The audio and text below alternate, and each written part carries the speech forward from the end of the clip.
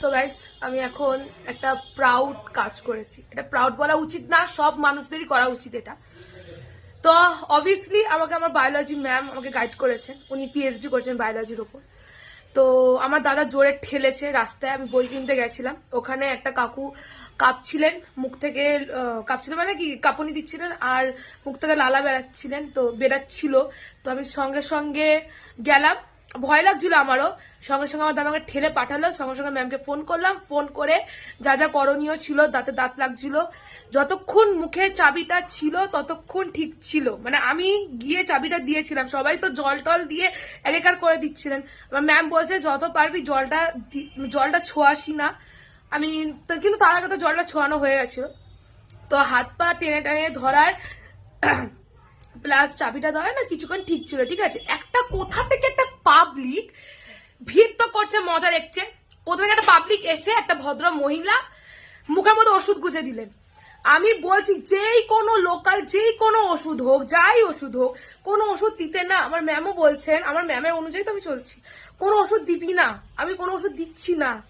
সামনে ওষুধের দোকান ছিল, আমি মিষ্টি কিনতে গেছিলাম, অ্যাকচুয়ালি মিষ্টির দোকানে ওখানেই হয়েছে। কথা শুনছে না, মানে এইসব এরে পাকা আমি পাবলিক গুলোকে আমি বলছি।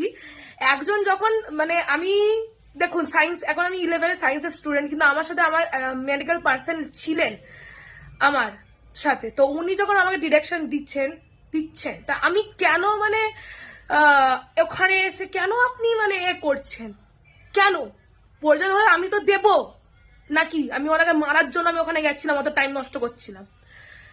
যাই হোক, ভালো ভালো উনি ভালো হয়ে যান, হসপিটালে পাঠানো হয়েছে সঙ্গে সঙ্গে না, সঙ্গে সঙ্গেই। কারণ আমি যা তাড়াতাড়ি ছিলাম 20 মিনিটের মানে আমি গিয়ে 20 মিনিটের মধ্যে এ করেছিলাম। আমি আমার দাদাকে প্রেসার দিয়েছি, আমার দাদা ওখানে প্রেসার দিচ্ছিল, আর পাবলিক গুলো সব দেখছে, কোনো সেন্স নেই সত্যিকারে। হ্যাঁ,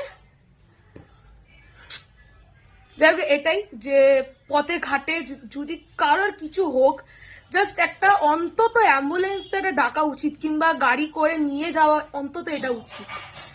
দেখ এখন উনি ঠিক হয়ে যাক, আর কিছু বলার নেই, উনি ঠিক হয়ে যাক, ভালো ভালো সুস্থ হোক, দ্যাটস ইট। আর ওনার কোনো ফ্যামিলিও ছিল না, ফিঙ্গারপ্রিন্ট ছিল, চেষ্টা করছিলাম কিন্তু হচ্ছিল না, ফিঙ্গারপ্রিন্ট ম্যাচ করছে না। যাই হোক, সুস্থ ভালো থাকুন। আর এরে যারা পাকামু করে পাবলিক গুলোতে বলছে আপনারা একটুখানি মানে যিনি করছেন ওদের করতে দিন, বুঝুন, দ্যাটস ইট। তো ওকে, এইটুকুই।